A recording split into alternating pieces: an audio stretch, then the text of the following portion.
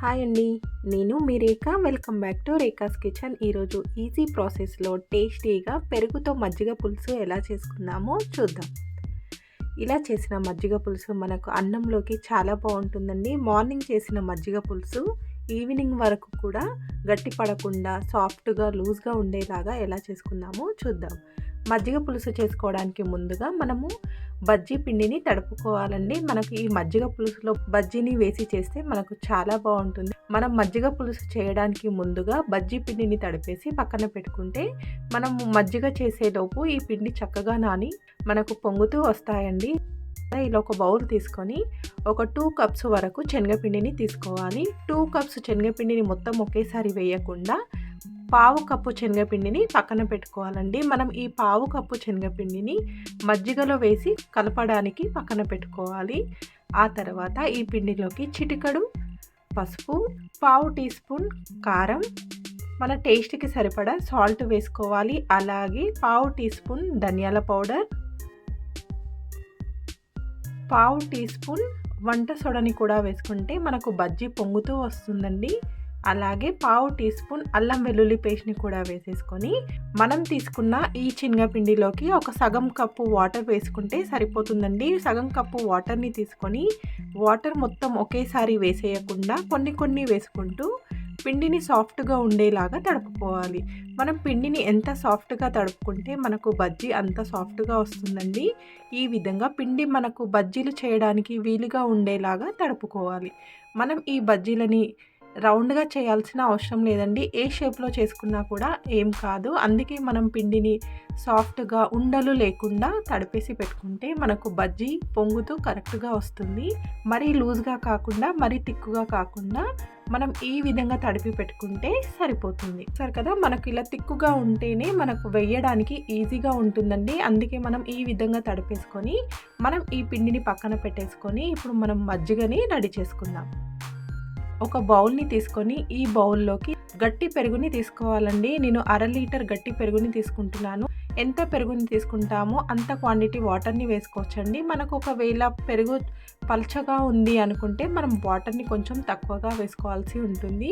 ఇలా తిక్కుగా ఉన్న పెరుగుని తీసుకున్నామంటే మనం పెరుగు ఎంత క్వాంటిటీ తీసుకుంటామో వాటర్ కూడా అంత క్వాంటిటీ తీసుకోవచ్చు. చూసారు కదా, పెరుగుని ఇలా విస్కర్తో సాఫ్ట్గా ఉండేలాగా కలుపుకోవాలి. మనం ఎంత సాఫ్ట్గా కలుపుకుంటే మరిగించేటప్పుడు విరిగిపోకుండా కరెక్ట్గా వస్తుందండి. పెరుగు ఇలా సాఫ్ట్గా అయిన తర్వాత వీటిలోకి 1/2 లీటర్ వాటర్ని కూడా తీసుకొని మనం పెరుగు కలిసేలాగా ఇలా బాగా కలిపేసుకొని పెట్టుకోవాలి. మనం ఇలా తిక్కుగా సాఫ్ట్గా ఉండేలాగా కలుపుకుంటే మనకు మజ్జిగ పులుసు టేస్ట్ చాలా బాగుంటుందండి. ఈ విధంగా తడిపేసుకొని మనం వీటిలోకి మనం ఇంతకుముందు మిగిలించుకున్నాం కదా పావు కప్పు శనగపిండిని, ఆ శనగపిండిని మొత్తం వేసేసుకొని శనగపిండిలో ముద్దలు లేకుండా సాఫ్ట్గా ఉండేలాగా మజ్జిగని కలుపుకోవాలి. అలాగే మన టేస్ట్కి సరిపడా సాల్ట్ వేసుకోవాలండి. నేను 2 టీ స్పూన్ సాల్ట్ కూడా వేసేసుకొని ఈ శనగపిండిని మజ్జిగలో కలిసేలాగా విస్కర్తో సాఫ్ట్గా కలుపుకోవాలి.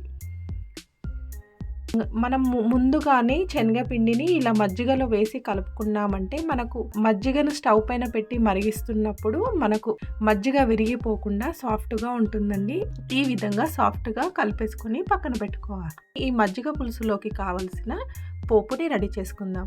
స్టవ్ పైన ప్యాన్ పెట్టేసుకొని 3 టేబుల్ స్పూన్స్ వరకు ఆయిల్ వేసుకొని ఆయిల్ వేడెక్కిన తర్వాత పావు టీ స్పూన్ ఆవాలు, అలాగే ఒక 5-6 ఎండుమిర్చిని ఈ విధంగా కట్ చేసి వేసుకోవాలి. వీటితో పాటుగా 1 టేబుల్ స్పూన్ మినప్పప్పు, 1 టేబుల్ స్పూన్ శనగపప్పుని కూడా వేసుకొని వీటిని గోల్డెన్ కలర్ వచ్చే వరకు ఫ్రై చేసుకోవాలి. మనం ఈ పప్పులని ముందుగానే గోల్డెన్ కలర్ వచ్చే వరకు ఫ్రై చేసుకోవాలి. అలా ఫ్రై చేసుకుంటేనే మనకు పోపు టేస్ట్ చాలా బాగుంటుందండి.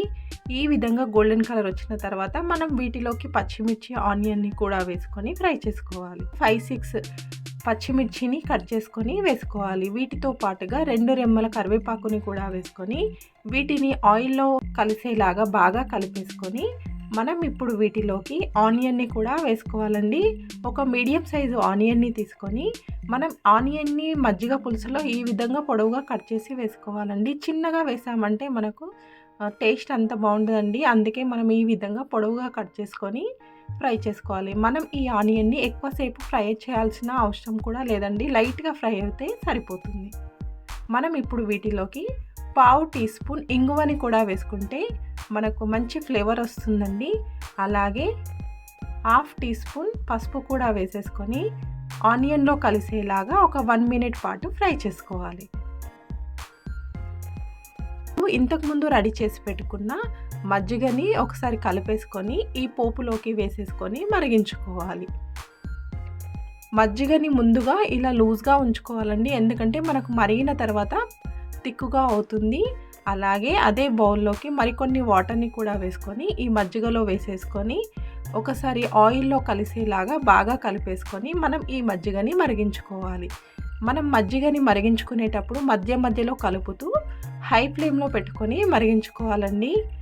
మజ్జిగ మరిగేలోపు మనం ఈ మజ్జిగ పులుసులోకి కావాల్సిన బజ్జీలని రెడీ చేసుకుందాం.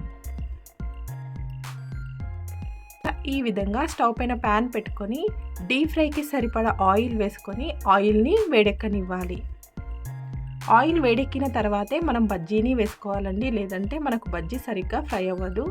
ఆయిల్ వేడెక్కిందా లేదో తెలుసుకోవడం కోసం పిండిని తీసుకొని ఇలా ఒక డ్రాప్ వేసి చూసామంటే మనకు ఆయిల్ వేడెక్కింది అంటే వెంటనే పైకి వచ్చేస్తుందండి. అప్పుడు మనం కలిపి పెట్టుకున్న శనగపిండిని ఒకసారి కలిపేసుకొని చేతితో కొంచెం కొంచెం తీసుకొని ఈ విధంగా వేసుకోవాలి. మనకు కావాల్సిన సైజులో వేసుకోవాలండి. మనం మజ్జిగ పులుసులో చిన్న సైజులోనే వేసుకోవాలండి బజ్జీలని, ఎందుకంటే మనం పులుసులో వేసిన తర్వాత మనకు డబల్ సైజ్ అవుతుంది. అందుకే మనం ఇలా చిన్న చిన్న ముద్దల్లాగా వేసుకున్నామంటే ఈజీగా ఫ్రై అవుతుంది. మనము ఈ విధంగా ఆయిల్ వేడెక్కిన తర్వాత బజ్జీలని వేసేసుకొని వీటిని అటు ఇటు తిప్పుతూ మీడియం ఫ్లేమ్లో ఫ్రై చేసుకోవాలండి. మనకు హై ఫ్లేమ్లో పెట్టామంటే పైన కలర్ వచ్చేస్తుంది, లోపల సరిగ్గా కుక్ అవ్వదు. అందుకే మనం ఈ బజ్జీలని మీడియం ఫ్లేమ్లో పెట్టుకొని లైట్ బ్రౌన్ కలర్ వచ్చే వరకు ఫ్రై చేసుకోవాలి. ఇలా లైట్ బ్రౌన్ కలర్ వచ్చిన తర్వాత మనం ఈ బజ్జీలని తీసేసుకొని మరుగుతున్న మజ్జిగ పులుసులోకి వేసేసుకోవాలండి. చూసారు కదా, మనకు ఈ విధంగా ఫ్రై అవుతే సరిపోతుందండి. ఇలా ఫ్రై అయిన బజ్జీలని ఒక ప్లేట్లోకి తీసేసుకొని మనం పులుసు మరిగిన తర్వాతే బజ్జీలని వేసుకోవాలండి. ముందుగా వేసామంటే మనకు బజ్జీ పులుసులో విరిగిపోతుంది. పులుసు ఈ విధంగా మరుగుతున్నప్పుడు మనకు పులుసు ఈ విధంగా మరిగితే సరిపోతుందండి. మనం వీటిని ఎక్కువసేపు మరిగించాల్సిన అవసరం లేదు. మనం శనగపిండి కూడా వేసుకున్నాం కదా, అందుకే మనకు కొంచెం తిక్కుగా అవుతుంది. ఇలా మరిగిన తర్వాత మనం స్టవ్ ఆఫ్ చేసుకొని ఆ తర్వాతే బజ్జీలని వేసుకోవాలి. స్టవ్ పైన మరుగుతున్నప్పుడే మనం బజ్జీలని వేయొద్దండి. స్టవ్ ఆఫ్ చేసుకొని ఆ తర్వాత బజ్జీలని వేసేసుకొని బజ్జీలు పులుసులో మునిగేలాగా ఒకసారి కలిపేసుకొని సన్నగా కట్ చేసిన కొంచెం కొత్తిమీరని కూడా వేసేసుకొని ఒకసారి బాగా కలిపేసుకొని మూతతో కవర్ చేసుకొని ఒక 10 మినిట్స్ పాటు పక్కన పెట్టుకోవాలండి.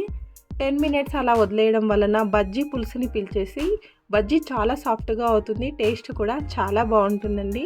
చూసారు కదా, ఇలా ఒకసారి పులుసుని కలిపేసుకొని మనం ఏ బౌల్లోకి తీసుకోవాలనుకుంటున్నామో ఆ బౌల్లోకి తీసుకుంటే మనకు టేస్టీగా ఉండే మజ్జిగ పులుసు రెడీ అయిపోతుందండి. చూసారు కదా, సింపుల్ ప్రాసెస్లో టేస్టీగా తక్కువ పెరుగుతో మనం ఈజీగా మజ్జిగ పులుసుని రెడీ చేసేసుకోవచ్చు. మీరు ట్రై చేయండి. ఈ వీడియో కనుక మీకు నచ్చితే లైక్ చేయండి, అలాగే షేర్ చేయండి. మరికొన్ని కొత్త రెసిపీస్ కోసం రేఖాస్ కిచెన్ని సబ్స్క్రైబ్ చేసుకోండి. Thank you for watching.